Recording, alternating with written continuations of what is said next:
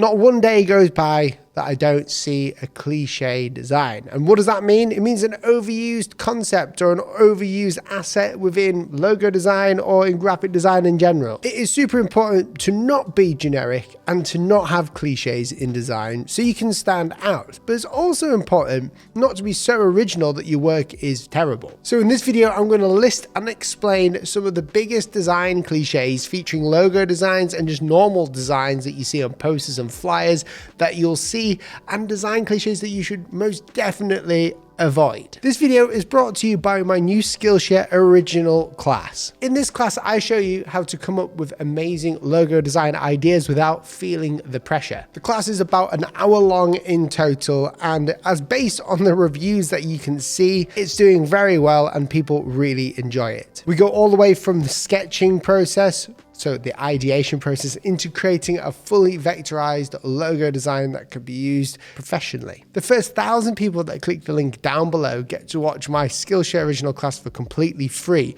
But not only mine, you'll be able to watch other classes like Ian Barnard's lettering class, which takes you all the way through scaling up your lettering, making it amazing. Lauren Hom's classes, Aaron Draplin's, and all sorts of other creative classes, all the way from photography, cooking, painting. Everything you can think of is taught by amazing Skillshare teachers. So go ahead, click the link down below, and I'll see you in my Skillshare class. Okay, let's get this first cliche out.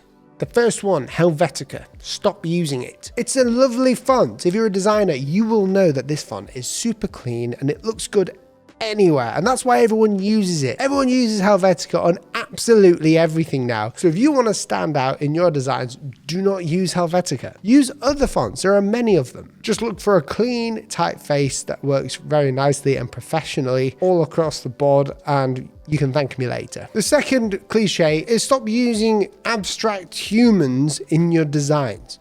I see these primarily in logo designs, and they're doing my head in because they all look the same. They all look like they're part of a gym or some sort of governmental facility. They're normally like dancing or running or chasing a ball or doing something ridiculous in the logo, and they just aren't identifiable anymore. Every single person has seen one, and if you're a designer that uses it, then shame on you. Only joking. Another logo cliche is houses. You see a real estate logo, what do you think? Oh, well, let's shove a house on there. Let's put the roof of a house on there. Let's make the roof into like an arrow for upselling. Stop putting houses in every logo.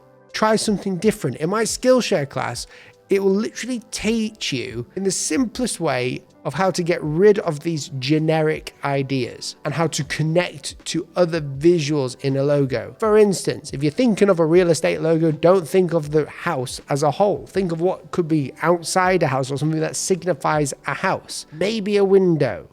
In fact, maybe just the door pane or even a keyhole. Or like maybe use a negative shape of like an old door. Anything's better than a house. The next one is trees. I see trees everywhere. If it's for like an environmental company or some sort of gardening center, I can kind of understand it, but it is annoying. Every garden center has like a tree in their logo. And this is like one of those abstract trees that look really nice. And in fact, they normally do, but they are cliches and they are annoying as heck. One that I've seen quite often as well is reflections. I see a lot of reflections in designs, and I've been seeing them more recently. Are they popping back into fashion? No, they are just cliche. They're not popping back into fashion. If you've ever seen a logo type and they've reflected it at the bottom, so it makes the bottom of it look really shiny, like the surface that it's sitting on top of, don't do that. Get rid of that. There's no need for that. It doesn't do anything but make it look cheap, plastic, and tacky.